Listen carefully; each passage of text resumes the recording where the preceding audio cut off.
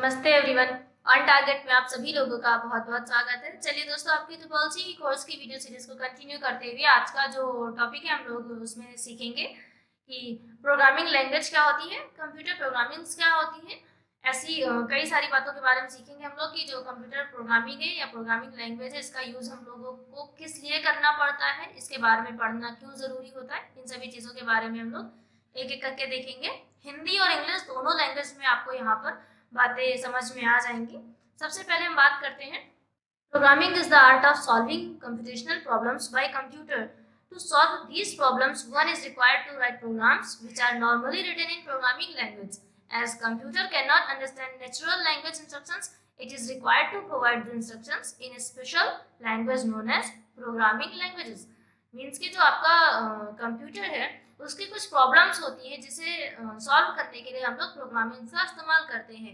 और जो हमारे प्रोग्राम्स होते हैं उन प्रोग्राम्स को हम जब कोई भी कमांड देते हैं तो उन इंस्ट्रक्शंस को जब वो फॉलो कर पाते हैं तो वो इसलिए कर पाते हैं क्योंकि उनको किसी एक कोड में लिख करके एक इंस्ट्रक्शन सेट कर दिया गया है और वो इंस्ट्रक्शंस जिस लैंग्वेज के थ्रू हम लिखते हैं उसी को हम प्रोग्रामिंग लैंग्वेज कहते हैं।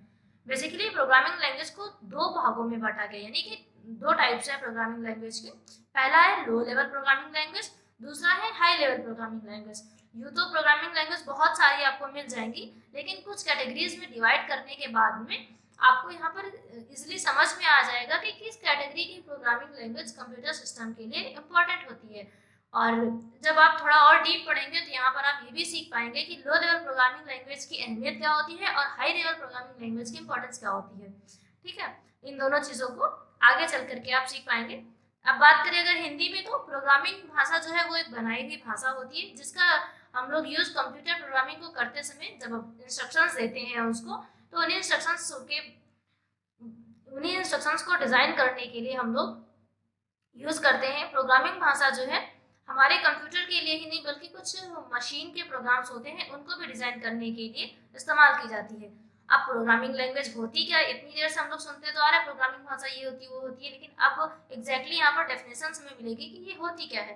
तो प्रोग्राम कंप्यूटर को दिए जाने वाले इंस्ट्रक्शंस का एक सेट होता है। ठीक, तो जो प्रोग्राम है वो जितना ज्यादा आपका स्पष्ट होगा, जितना क्लियर होगा, जितना ही ज्यादा वो विस्तृत होगा, यानी आपका ब्रॉड लिखा हुआ होगा और जितना ही सटीक होगा, उतना ही कंप्यूटर आपका अच्छे तरीके से काम कर पाएगा, कम से कम टाइम लेगा और उतनी कम गलतियां करेगा, साथ में एक्यूरेट आंसर्स देगा। तो इन्हीं इंस्ट्रक्शंस को लिखने के लिए प्रोग्रामिंग लैंग्वेज की जरूरत पड़ती है। बिल्कुल ऐसे समझिए, आपके अंदर कोई एक स्पेशल टैलेंट है, आप किसी को कमांड देना चाहते हो, लेकिन वो कमांड देने के लिए आपको एक लैंग्वेज का इस्तेमाल करना पड़ेगा। वो हिंदी हो सकती है, इंग्लिश हो सकती है या फिर कोई भी लैंग्वेज हो सकती है। जब आप उस लैंग्वेज का इस्तेमाल करते हो तो लैंग्वेज के थ्रू आप अपनी कमांड उस तक पहुंचा रहे हो। तो ये क्या हो गया कि आपने आपने एक लैंग्वेज का इस्तेमाल किया है। बिल्कुल वैसे ही प्रोग्रामिंग लैंग्वेज क्या होती है कि हम हमारे कंप्यूटर सिस्टम को जब भी कोई इंस्ट्रक्शंस, कोई कमांड देने की कोशिश करते हैं तो डायरेक्टली उसकी समझ में नहीं आ पाती जब तक कि हमारे सिस्टम की लैंग्वेज में बात ना की जाए। तो हम सिस्टम हमारी भाषा नहीं समझ सकता, हम उसकी भाषा नहीं समझ सकते हैं। तो दोनों चीज़ों को इजीली समझने में तो दोनों लोगों को इजीली समझ में आ जाए, इसके लिए एक सॉल्यूशन निकाला गया है और वही है प्रोग्रामिंग लैंग्वेज। हम प्रोग्राम को बनाते वक्त इन लैंग्वेज का इस्तेमाल करते हैं और इन्हीं की हेल्प से हमारे इंस्ट्रक्शंस हमारे कंप्यूटर सिस्टम को इजीली समझ में आ जाते हैं। हमारा जो प्रोग्रामिंग लैंग्वेज है दो भागों में बटा है, निम्न स्तरीय प्रोग्रामिंग भाषा और उच्च स्तरीय प्रोग्रामिंग भाषा। ओके, तो प्रोग्रामिंग भाषा मेनली तो दो पार्ट में है, लेकिन इसके वैसे अगर देखा जाए तो लैंग्वेज के नाम बहुत सारे आपको मिल जाएंगे, कौन कौन सी लैंग्वेज के टाइप होते हैं। लेकिन यहाँ पे मेनली आपको दो टाइप है, low level and high level. Low level जो है उसमें मेनली आपका मशीन लैंग्वेज होती है और असेंबली लैंग्वेज इंक्लूड होती है। इसी तरह हाई लेवल में आपके पास प्रोसीजरल लैंग्वेज इंक्लूड होती है और फोर्थ जनरेशन लैंग्वेज, इसके अलावा विजुअल प्रोग्रामिंग लैंग्वेज यहाँ पर इंक्लूड की जाती है। तो ये कुछ आपकी लैंग्वेज हो गई आपकी प्रोग्रामिंग के लिए। एंड इसके बाद में हम लोग बात करेंगे कि जो जनरेशन पर बेस्ड प्रोग्रामिंग लैंग्वेज है वो क्या होती है। On the basis of development, programming language can be divided into 5 generations. That means कि जो जब डेवलपमेंट होता है, धीरे धीरे विकास होता है, तो विकास की प्रक्रिया के आधार पर हमारी प्रोग्रामिंग लैंग्वेज भी समय समय पर बदलती रही।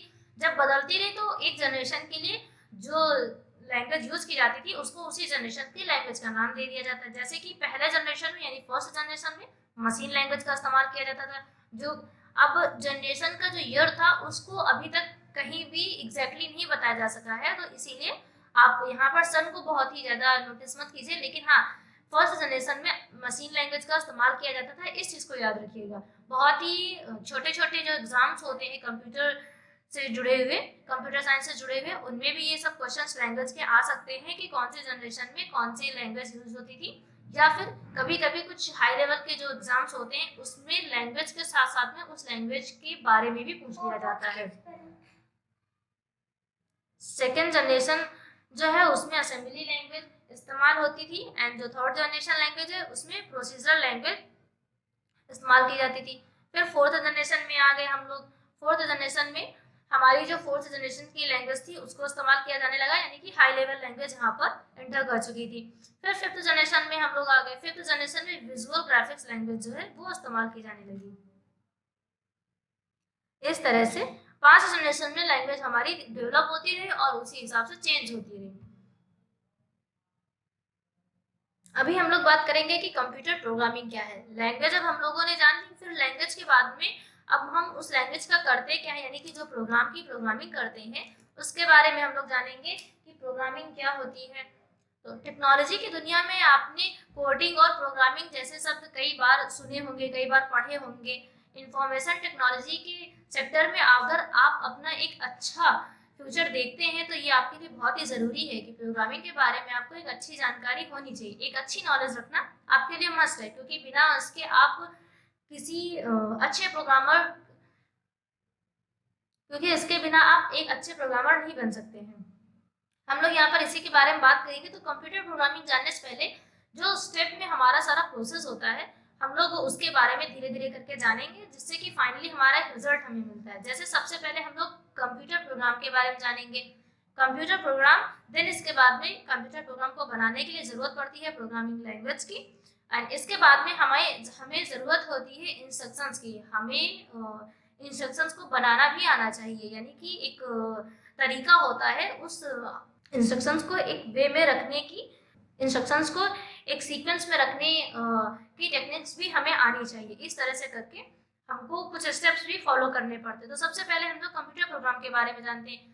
कंप्यूटर प्रोग्राम कई सारे इंस्ट्रक्शंस का एक समूह होता है, यानी कि ग्रुप ऑफ इंस्ट्रक्शंस होता है, जिसको जब हमारे कंप्यूटर को कोई काम दिया जाता है यानी कोई कमांड दी जाती है तो वो कैसे करना है इस चीज के बारे में बताइए।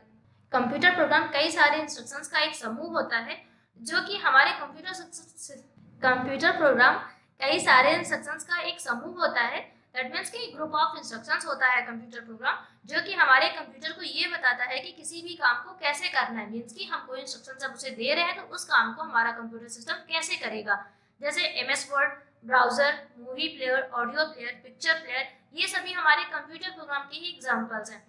एग्जाम्पल के लिए थोड़ा सा अगर डीपली समझाने के लिए मैं बताऊं तो आप समझ सकते हैं कि जैसे कोई भी आप ऑडियो प्ले कर रहे हैं तो ऑडियो आपने कोई सॉन्ग प्ले करने के लिए कमांड दी, तो सिस्टम को नॉर्मली हमारी भाषा नहीं समझ में आया कि उसे सॉन्ग कैसे प्ले करना है।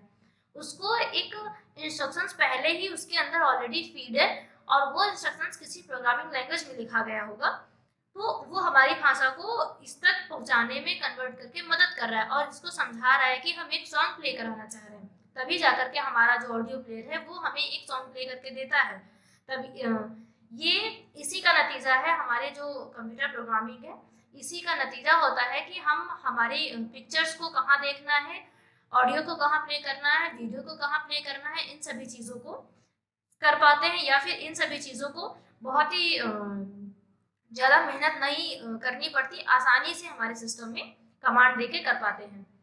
इसके बाद में हम लोग बात करते हैं प्रोग्रामिंग क्या होती है। तो प्रोग्रामिंग एक ऐसा प्रोसेस है जिससे किसी भी कंप्यूटर प्रोग्राम को डिज़ाइन किया जाता है और किसी भी प्रॉब्लम को सॉल्व करने के लिए या फिर किसी टास्क को परफॉर्म करने के लिए एक प्रोग्राम के अंदर कई सारे इंस्ट्रक्शंस होते हैं और इन्हीं इंस्ट्रक्शंस को हम प्रोग्रामर्स, यानी कि आप जब एक प्रोग्रामर बन जाएंगे तो आप उसको लिखेंगे।